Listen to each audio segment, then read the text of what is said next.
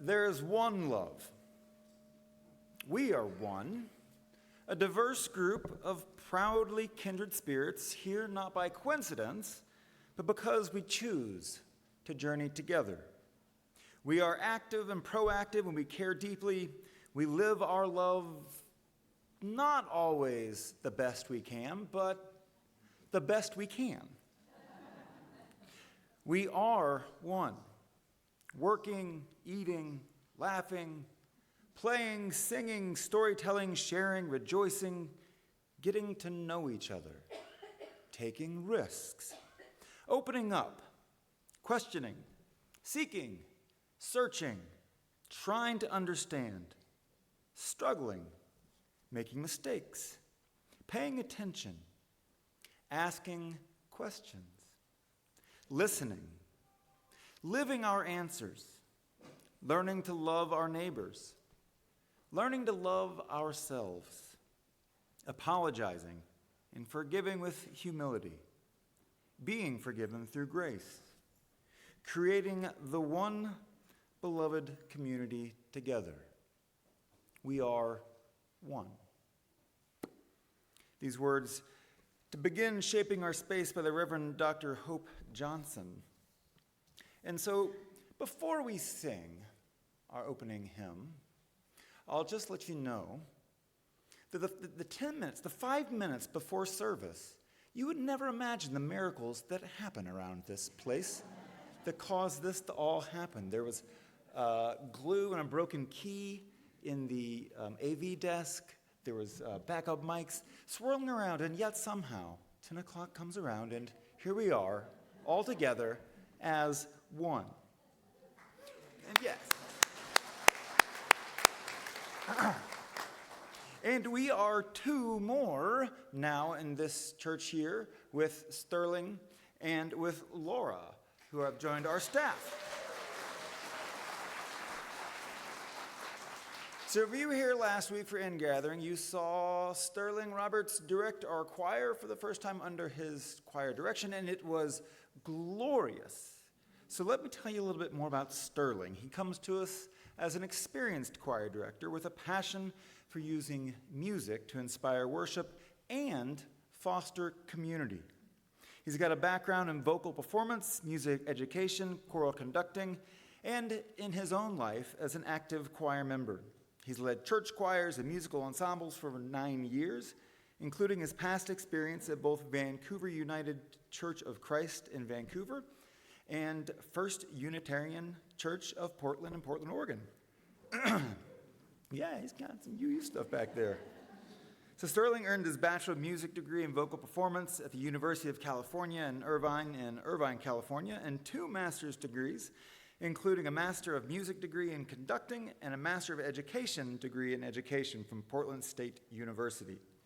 And so although he serves as the choir teacher at Cascades Middle School and Pacific Crest Middle School, we are glad that he is also directing our choir in between his own choiring, because he sings in the Master Singers and Ben Camerata and Opera Bend. Right? You guys, right.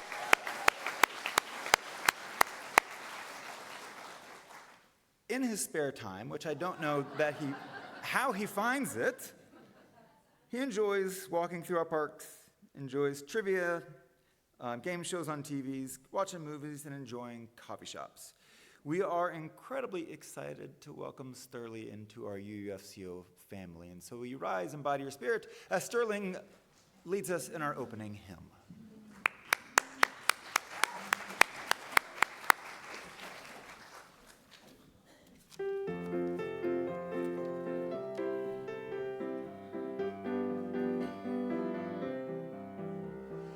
Enter, rejoice, and come in. Enter, rejoice, and come in. Today will be a joyful day. Enter, rejoice, and come in. Open your heart to the song.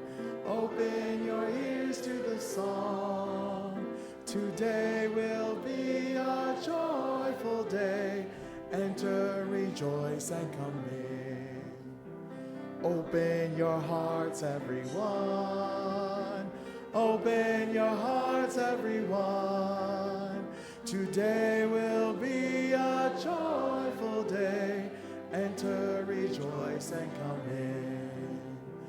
Don't be afraid of some change. Don't be afraid of some change. Today will be a joyful day. Enter, rejoice, and come in. Rejoice and come in. Enter, rejoice, and come in. Today will be a joyful day. Enter, rejoice, and come in.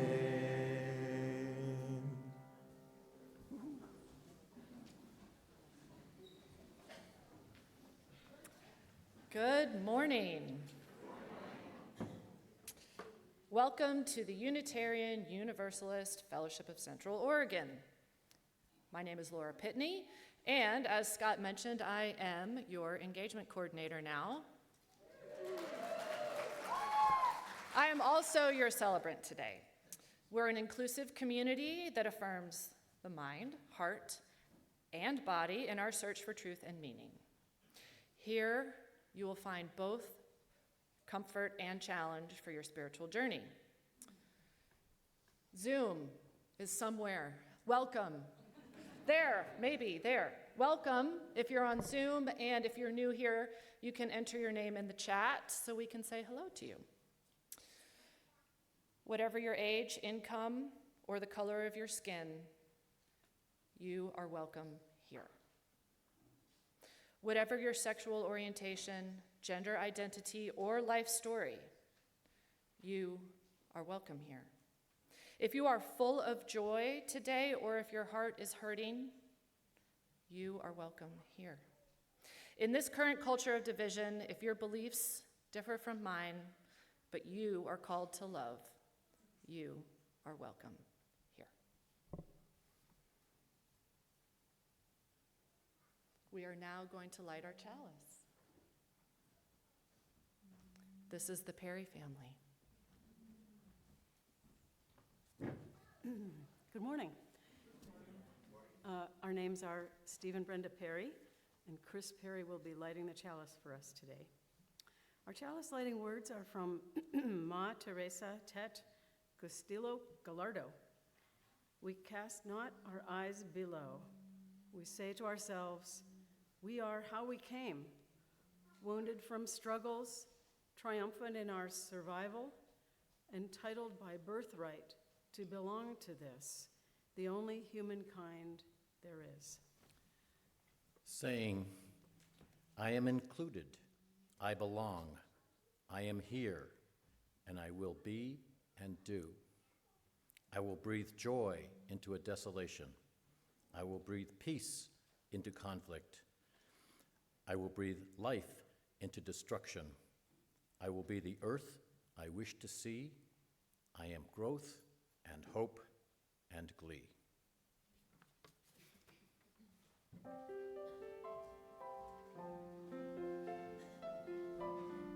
Please join us in singing our chalice response, Spirit of Life.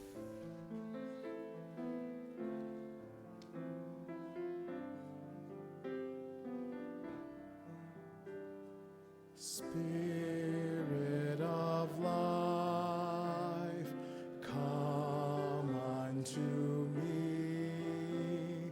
Sing in my heart all the stirrings of compassion.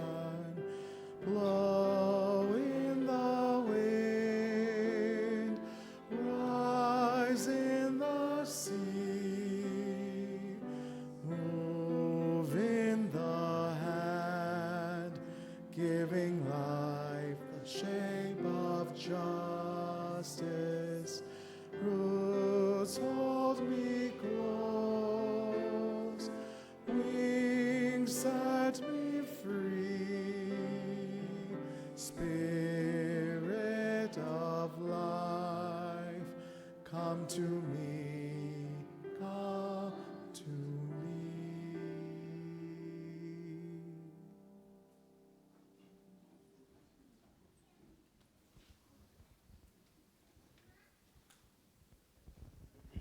Good morning. My name is Amy Brock, and I'm the Director of Religious Exploration for Children and Youth, and it is time for all ages. So if you are young or young at heart, I invite you to make your way to the rug for our exploration this morning. You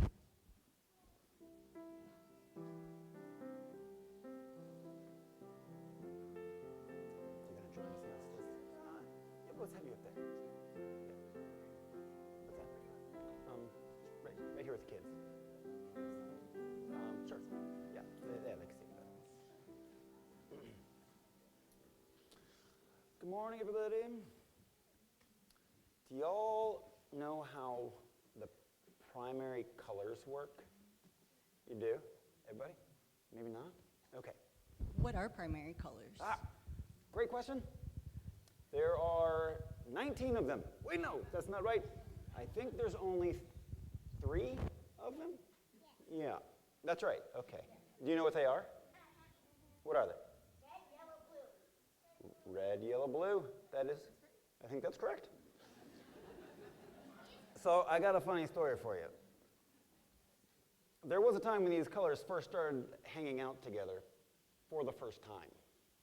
And when blue had not met yellow before.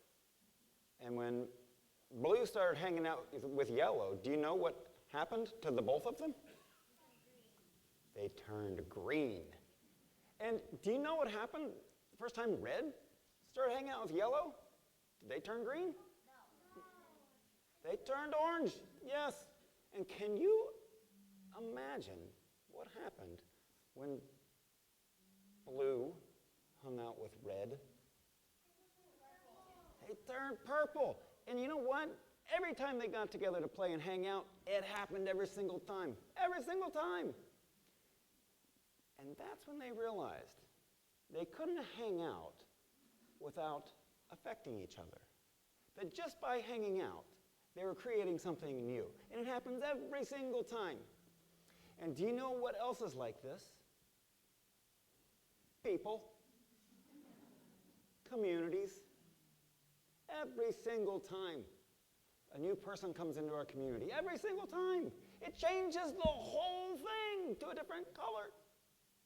Now, we have lots of different colors here, but it works the same way. And so, have you all met Laura and Sterling here? Do you know them? If one of them's not your mom. So this is Sterling. Can you say hi to him? He's our new choir director. This is Laura Pitney. She is our engagement coordinator, and they are new on our staff. And they are going to impact this congregation the same way that the primary colors impacted each other. So since they are new to our staff, what makes you all feel welcome and like you belong? What?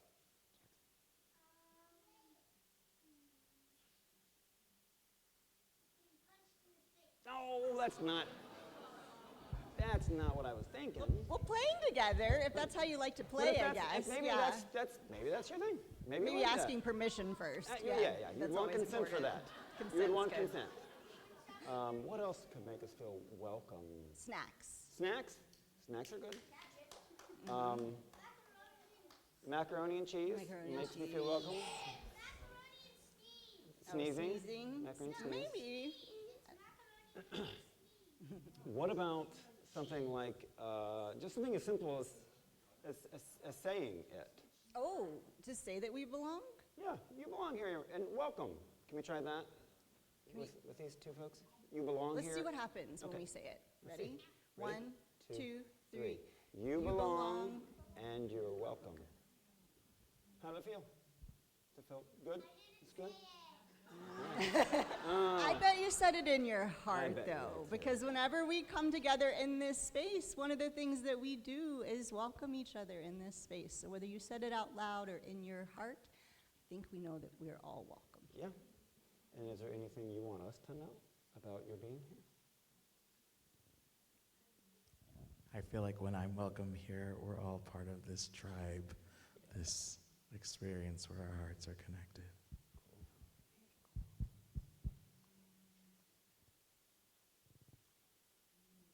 I just get to be myself. That's pretty great. That's another important part about feeling welcome is we get to bring our whole self and just exactly who we are. I have a question. Yeah.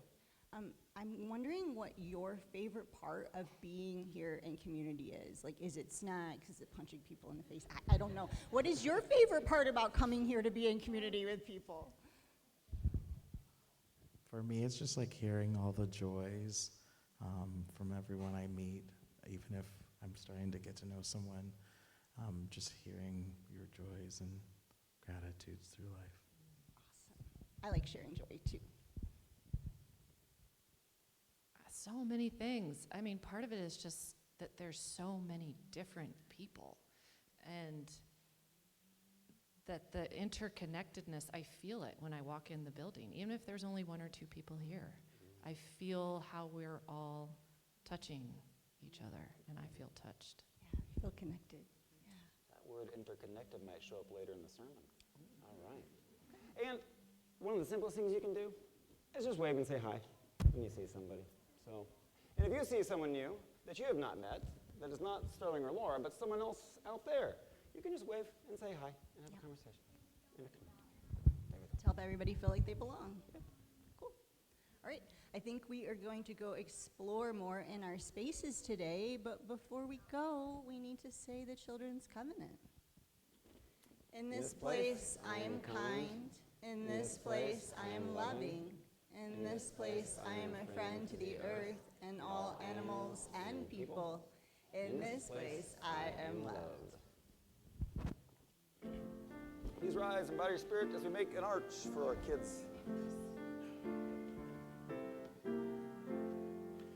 As you go, may joy surround you. As you go, go in peace. Know our love is with you always.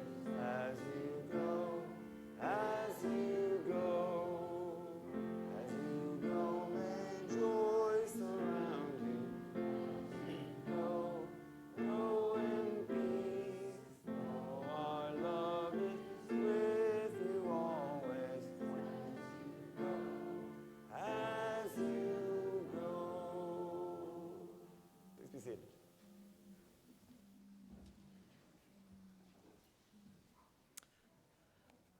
I'm back. You're going to see a lot of me today. So right now, I'm doing our announcements as your engagement coordinator. So the first thing I will say, whether you're here or on Zoom, if you haven't already signed up to receive our weekly newsletter, we call it the ACE, for all congregational email engagement, I don't know, the ACE. That will help you get more information than I'm ever able to convey to you on a Sunday morning, because if I did that, you would be here for like an hour and a half. There's a lot happening here, which is so fantastic. So first thing, I mentioned this last week, Reverend Scott is going to begin a class. It's a 4-session class called Claiming Your Own Theology. Starts on September 30th. That is Tuesdays from 6:30 to 8. And you can sign up to receive more information about that at the kiosk. That is a free class, and this is going to help you learn how to map your own belief system. Let's see. Okay, I have mentioned this also a few times, but don't tune out. Soul Matters. This is our small group sharing circle. This is a thing that meets once a month, beginning in September all the way through June, and it's an opportunity for you to delve more deeply into your own, give yourself time for contemplation and then to share with others. And there is a little taste of soul that is going to be happening today at 11:30 in the room just off the gathering hall. If you have never done Soul Matters and you've kind of been curious, what is this? Maybe I want to do that. Great. Please join us. Reverend Scott will be there. Leslie Koch, who's been a longtime facilitator, will be there. Jesse Reeder and Eliza Lewis have all volunteered to help give you an experience of what Soul Matters is. If you're even thinking you might drop in, could you just raise your hand so that we can get a sense of how many people we're thinking about? It's okay, this is not a commitment. This is just a maybe I'll be there. That would be great, because we're going to want to break you up into small groups. It'll be nice to have a sense of how many of you are going to come. So thank you. If you already know you want to do Soul Matters, please register. We're going to close registration on end of day Wednesday. If you are not getting my emails, it's because we're having email problems. So email me, Laura, at UUFCO. I have sent out numerous announcements, and I've had many people tell me that they're not getting it. Or put your name at the kiosk, and I'll follow up with you.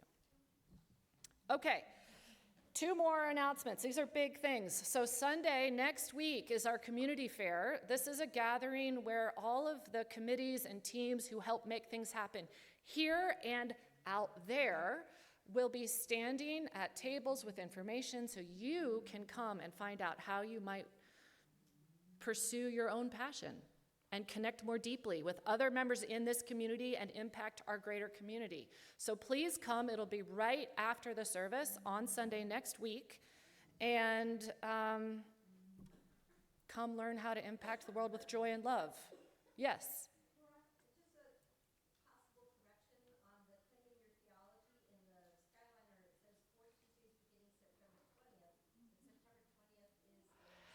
So it is the 30th. So Tuesdays, starting the 30th. I'm just going to turn around. Is that right, Scott? Yep, 30th. So listen to me and don't look at the number in your skyline. There's going to be treats on Sunday, so come next week at least for treats and meet people. Okay, last thing. Oh, this is exciting. All right. Who knows what an auction is? Okay, more of you know what an auction is than that. So the auction, which is a way for us in this community to, 1, raise some money, 2, get to know each other, 3, do cool things, is happening really soon. You're going to start being given an opportunity to sign up to contribute and experience, mostly, but also things that other people will bid on. There's going to be a live auction as well as a silent auction. So start thinking now about what you might want to do. As an example, the Perrys, who just did the chalice reading, purchased Joel Pitney's rafting experience in last year's auction. So last Friday, like 3 days ago, we took them down the river and we had dinner on the side of the river, and it was really sweet and wonderful. So think about things that you can do. Teach someone how to make sourdough, teach them how to knit, make them dinner at your house and invite them to join you. We want to build our community, so we're going to raise money and we're going to get to know each other. Let's see. I'm sure there's things I'm supposed to tell you. October 17th is the live auction event here, and then the online auction will be the next morning, the 18th through the 20th. The money is for the UUFCO budget. What am I missing? Anything? Look in your email for information about it. And I think that's it. That's it for the announcements. Thanks, everybody.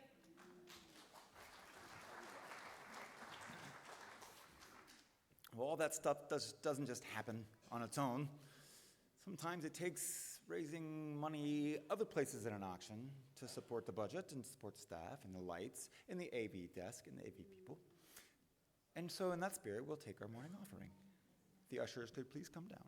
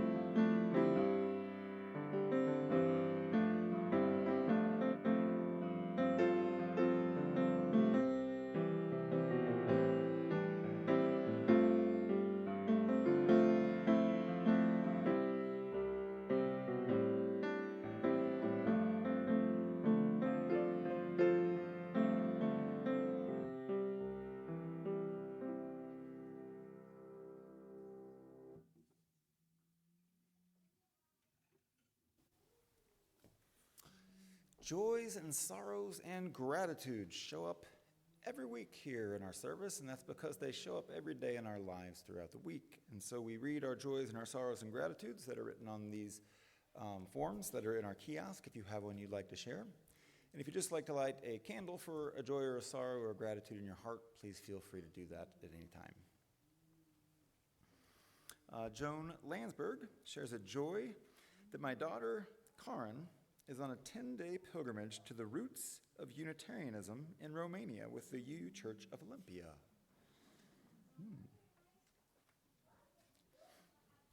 And Heather McNeil shares a joy and a gratitude. My 5th book is published. Read Me a Tree, Rhyme Me a Bee is for teachers and librarians who want to bring love and appreciation to nature and story time through books, crafts, games, songs, and rhymes.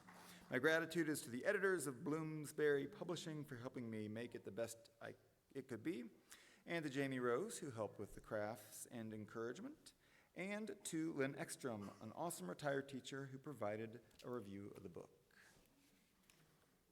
And Nancy Stevens shares a sorrow that Abby, my guide dog for 4 years, passed away at 16. Grateful for her guidance and for the Torre family who took care of her in her retirement. Oh, we knew Abby well too, Nancy. We're sad to see her go. Liz Doherty shares a simple sorrow, a sorrow for our country.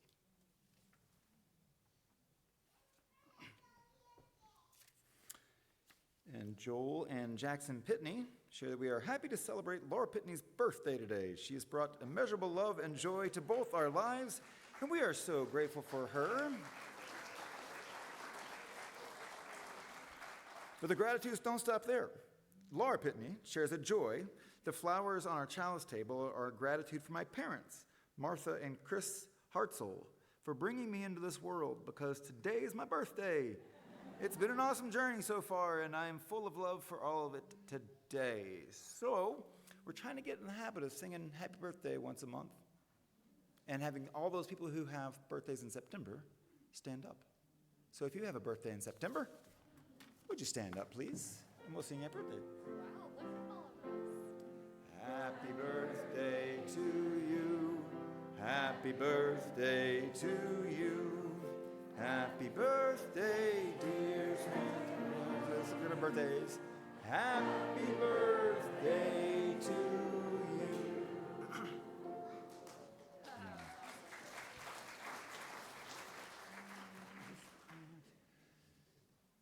And from a birthday song into a deep breath, perhaps. A deep breath as we find our center and we sing again. Prayerful song. We would be one.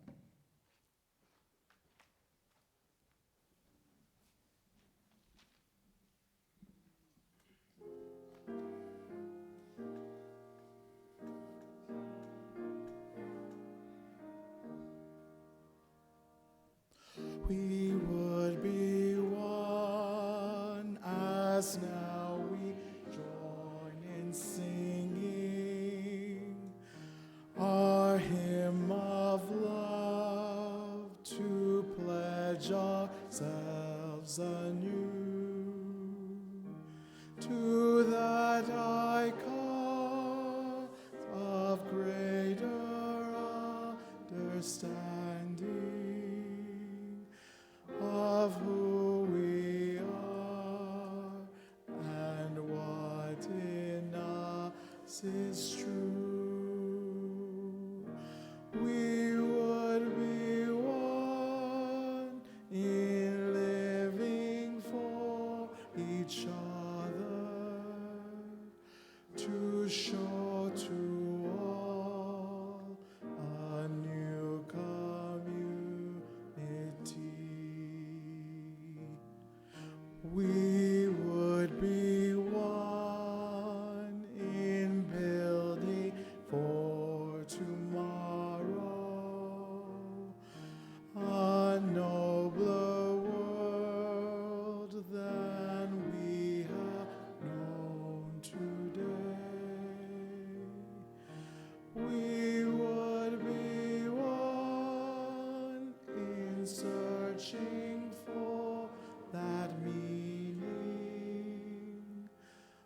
which binds our hearts and points us on our way. As one we pledge ourselves to greater service, with love and justice strive to make us free.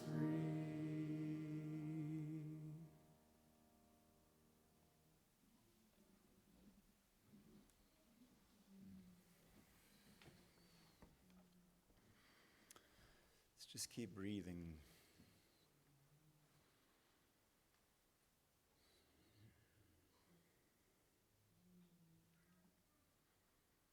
Holy and beautiful is the mystery into which we find ourselves, into which we pour our joys and our sorrows and our fears. Holy and beauty are the things that gather into this mystery, into this community. It seems this week and every week in recent weeks, even as we propose a universal love that is all-loving and all-encompassing, it sometimes feels harder to believe, harder to hope, difficult to feel our own hearts hardening. This week and every week, it seems, our breathing quickens, or it gets shallow. So we witness the world, events, and what takes place in our own country. It can be heavy. It can hurt. And there's joy mixed in too, of course. Beauty is still all around us. So let us hold on to this joy and stitch it into the seam of the world so that we don't let it go. Let us feel this holy mystery in all of its profoundness and sacredness, even as we lay down our deepest laments. Even if we wish things were otherwise. Love is here for this day, and let that lift us up. Let it remind us that holy and beautiful is the mystery in which we find ourselves. And holy and beautiful is the love that into that mystery we hold.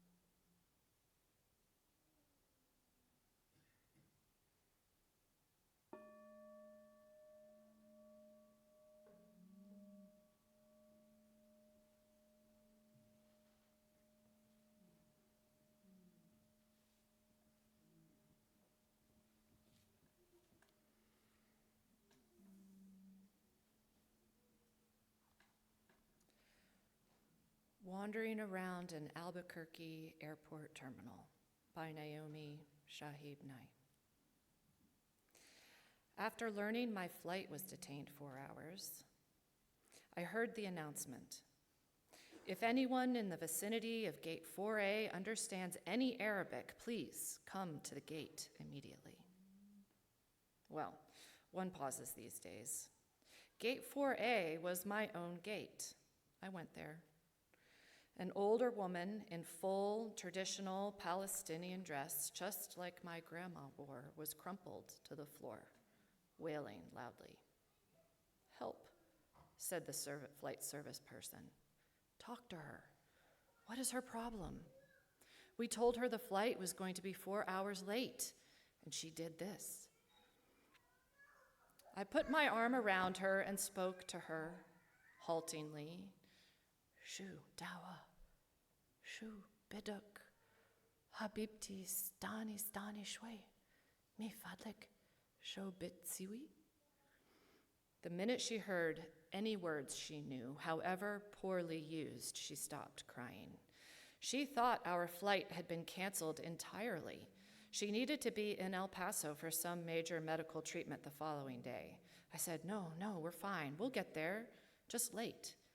"Who's picking you up? Let's call him and tell him." We called her son, and I spoke with him in English. I told him I would stay with his mother till we got on the plane and would ride next to her, Southwest. She talked to him. Then we called her other sons, just for the fun of it. Then we called my dad, and he and she spoke for a while in Arabic and found out, of course, they had 10 shared friends. Then I thought, just for the heck of it, why not call some Palestinian poets I know and let them chat with her? This all took up about 2 hours. She was laughing a lot by then, telling about her life, answering questions. She had pulled a sack of homemade mamul cookies, little powdered sugar crumbly mounds stuffed with dates and nuts, out of her bag, and was offering them to all the women at the gate. To my amazement, not a single woman declined one. It was like a sacrament. The traveler from Argentina, the traveler from California, the lovely woman from Laredo, we were all covered with the same powdered sugar and smiling. There were no better cookies. And then the airline broke out the free beverages from huge coolers, non-alcoholic, and the 2 little girls for our flight, one African-American, one Mexican-American, ran around serving us all apple juice and lemonade, and they were covered with powdered sugar too. And I noticed my new best friend, by now we were holding hands, had a potted plant poking out of her bag, some medicinal thing with green furry leaves. Such an old country traveling tradition. Always carry a plant. Always stay rooted to somewhere. And I looked around that gate of late and weary ones and thought, this is the world I want to live in, the shared world. Not a single person in this gate, once the crying of confusion stopped, had seemed apprehensive about any other person. They took the cookies. I wanted to hug all those other women too. This can still happen anywhere. Not everything is lost.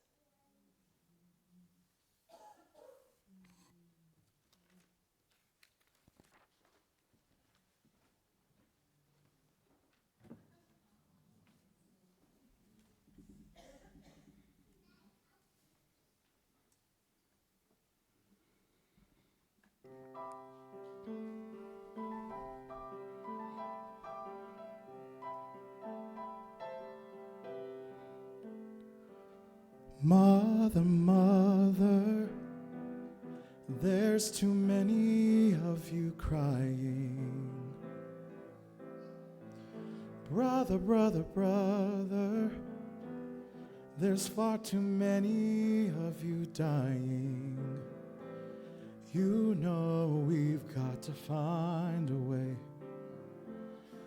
to bring some loving here today. Yeah. Father, Father, we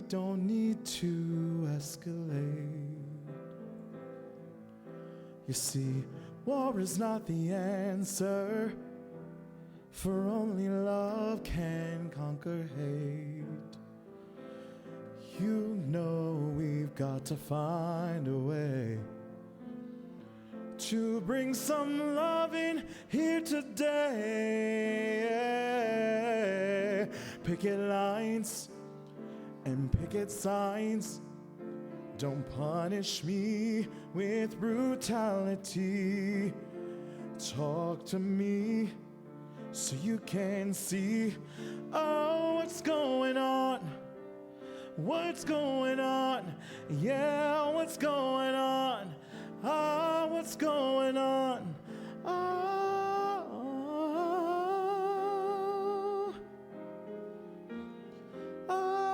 Ba da ba da ba ba ba.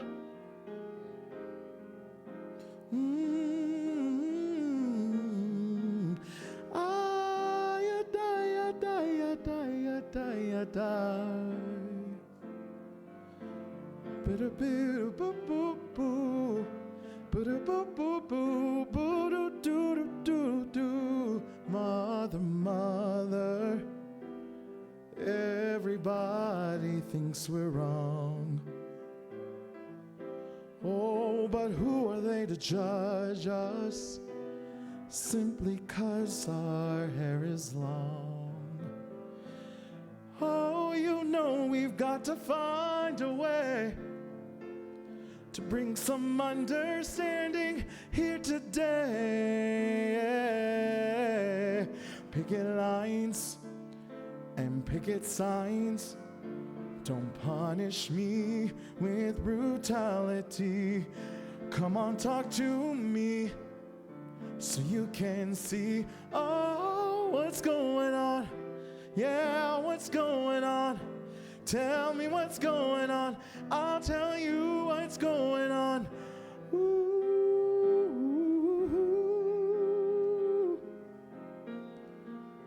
Ah, ya die, ya die, ya die, ya die, ya die. Boo boo, boo boo boo. Ah, die, ya die, ya die, ya die, ya die.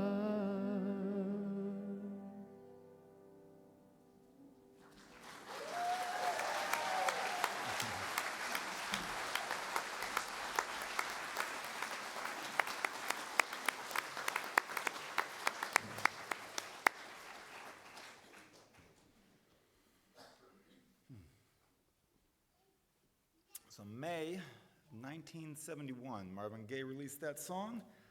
It not only changed the trajectory of his career, but it changed the landscape of American music. It came out of Motown, but it wasn't your typical Motown hit. It wasn't a love ballad. There wasn't a dance groove in there.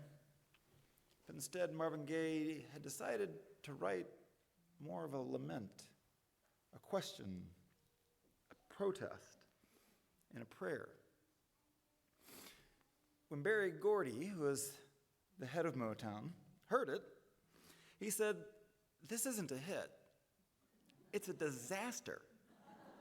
Nobody wants to hear that stuff." He was wrong. Berry Gordy had a lot of good ideas, but he was wrong about that one. The song was born from Marvin Gaye's heartbreak. His brother Frankie had just come back from Vietnam and had a harrowing experience he was having a hard time getting over. The civil rights movement was wounded, and American cities were full of protest and tear gas. And so Marvin Gaye asked a simple question: what's going on? The song doesn't begin with anger. It's not a frustrated question. It's a hurting question. And it begins with compassion. Mother, there's too many of you crying. And brother, there's too many of you dying. And one of the things he did is, if you'll notice, there's not a question mark on the song. He took it off. It's a statement. It's a powerful statement. It doesn't accuse, but it beckons to us. It's gentle. It pleads to us to understand what is going on. I think at its heart, it's a song about love, about other people's humanity. You might even call it a Universalist song that tried to see beyond division and invite us to recognize that love is always stronger than hate. When the song was finally released, it was the fastest selling single for Motown. It struck a chord because no one had ever heard anything like it. The truth and the beauty. And so here we are, 50 years later, and the song still sounds fresh. It still works because we still wonder. We still hurt. We're still pleading. We look around the country and we see the country being torn in two. We see neighbors giving up on neighbors, families divided, and a culture that thrives on outrage. It's always just right there, outrage and venom. And then there's shootings at schools. There's public figures being shot this week with Charlie Kirk. And even if I did not agree with what that man said, nobody should ever be killed for sharing their ideas in this country. It should never happen. Even if the ideas are divisive. That is not the country we hope to be. This outrage and this division, we know they live all the way across the political spectrum. We can't just point our fingers other places because I find myself outraged too. But that's the dangerous thing. That ability to stoke anger rather than cultivate compassion is so easily come by. And the algorithms know it. They want you to be angry at your social media or at the news. It sells better. In a time when our society says divide, divide, divide, we can hearken back to our Universalist heritage that softly and gently, like Marvin Gaye invited us, says, no, don't divide. No, we are one human family, all children of the same universe, and that is our undergirding message. We seek an interconnectedness to reveal it, what's already there, the interconnected nature of all things. Rebecca Solnit wrote a book of essays recently, No Straight Road Takes You There. And she writes about the idea of how divided we are. And she says, isolationists and interconnectionists might be more useful terms for the political divides of our time. The isolationists deny the scientific and moral case for interconnection. They treat it and mention it as an affront. Whether it's how human-produced carbon dioxide accumulating in the upper atmosphere changes the climate, or how viruses circulate and how much oppression is the result of systemic rather than individual failure. You could describe the position as nothing is mutual. There is therefore no justification for aid. But interconnection holds a different promise. Interconnectionism shows us and reveals that culturally, scientifically, biologically, relationally, we are all interconnected and ultimately share the same destinies. This pervasive interconnectedness isn't new. It's fundamental. When members of the Native American Blackfoot tribe meet each other, they don't ask, "How are you?" Instead, they ask, how are the connections? Similarly, in Central and Southern Africa, a guiding principle for life is Ubuntu, which is frequently translated as, I am because you are because I am. So the question today that I think I struggle with, and we all have to grapple with, is yes, what's going on in the world is perplexing and hurtful and hard to figure out. Maybe impossible to figure out, I don't know. But the question that does remain is what's going on in here, in my own heart? How am I being tempted into division? How might I slip into demonizing those I disagree with? Where does cynicism creep in my understanding? And where are the healthy boundaries to understand what is not okay and what is? Frederick Backman was the author who wrote A Man Called Ove. And he said, hate can be a deeply stimulating emotion. The world becomes easier to understand and much less terrifying if you divide everything and everyone into friends and enemies, we and they, good and evil.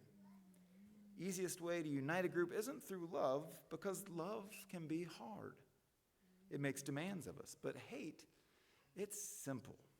So the first thing that happens in a conflict is that if we're not careful, we just choose one side because it's easier than trying to hold two thoughts in our head at the same time. And the second thing that happens is that we seek out facts to confirm what we want to believe, comforting facts, ones that permit life to go on as normal. And the third is that we begin to dehumanize our enemy. And that leads to atrocity. And so the question is, what is going on in our own hearts? And how do we practice universalism in our daily lives? Belonging can be a profound act.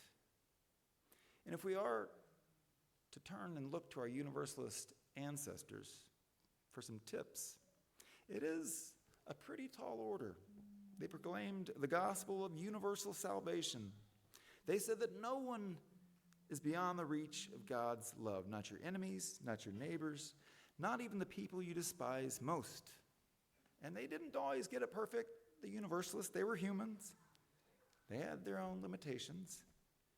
But the central truth of that theology is staggering and breathtaking and a guide for us today. That we belong to each other, all of us. That all of us can and should and deserve to be loved. When Universalist preachers a long time ago preached this new theology that no soul would be damned, it wasn't just a theological statement. They were giving people a place to belong, a place that was full of love and that knew love's embrace to be all-encompassing. Imagine how radical that would have been. And maybe you've experienced this in your own life. If you were raised in a tradition and you were taught that hell exists. Maybe yourself thought at one point in your life you were bound for eternal fire. And a long time ago, these folks said, no, all of us are in. Everyone gets to go to heaven. Everyone. You're all in. And people liked the message. That sounds good, but it also makes good sense. If we are a people of love, that God's love would reflect that for them. They're not just nice ideas. This idea of belonging and this lofty idea of love, they change us. And when we gather in places like this, whether it's to sing or to serve or to quietly bring our grief, we get a small experience of what the Universalists called a long time ago being a part of the great family of souls. We get a glimpse of that beloved community that Martin Luther King Jr. talked about.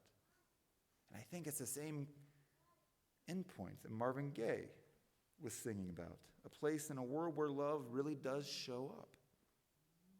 And we know that sometimes Love has to have people to bring that love alive. And so we go forward and we hold on to that universalist truth, no matter what our own beliefs in God or not God or might be. That love, not fear, is stronger, and that love, not fear, is the ground of our being. And we remain committed to finding a way, all kinds of new ways, all kinds of unique ways that only you could do because only you're you, of bringing that love alive. And we do that, we find that way, then we can bring some love in here today. But there's work to do. It doesn't always just show up. Like Frederickson said, sometimes hate can be easier. Sometimes division, in some skewed sense, can feel good, releasing, affirmational. But if you get under that, simply know the power and embrace of love are far stronger and far more life-affirming. And so we commit to that as modern-day Unitarian Universalists to bring that love into this world. May it be so. Amen.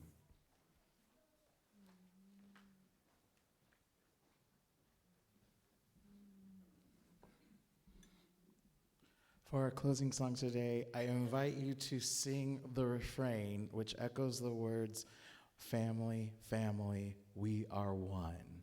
So it'll sound a little something like this. Family, family, we are one. Family, family, we are one. Family, family, we are one. Family, family, we are one. Yes.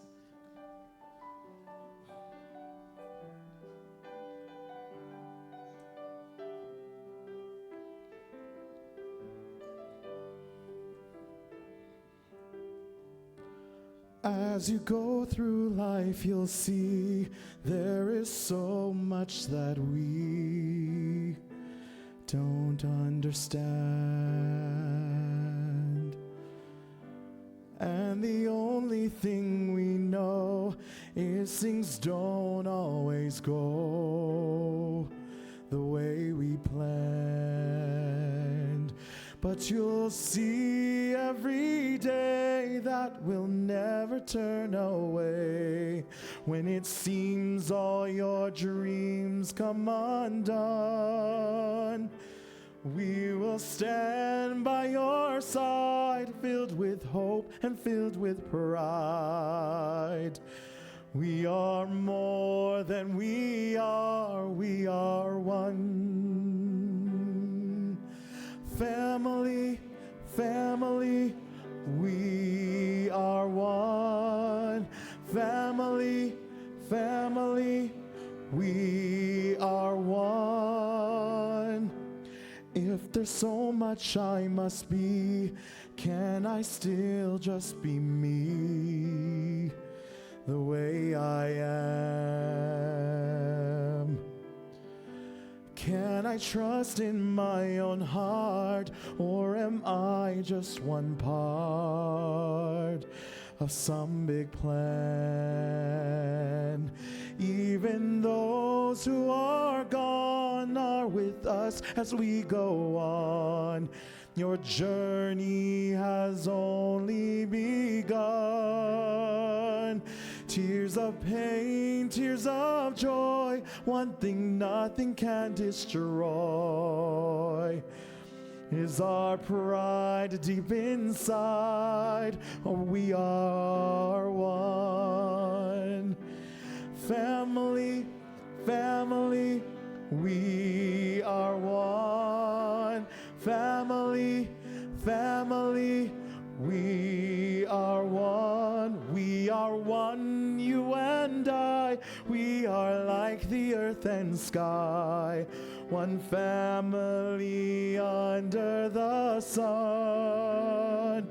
All the wisdom to lead, all the courage that you need, you will find when you see we are one. Family, family, we are one. Family, family, we are one. Family, family, we are one. We are one. Family, we are one. We are one. This family is one. This family is one.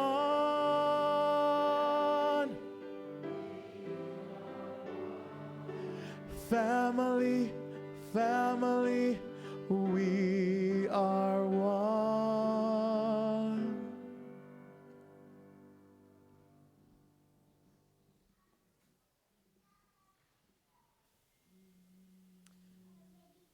Everyone is invited to join us in the gathering hall, and if you're wanting to help build that family as one, say hello to someone you've never talked to before or never seen before.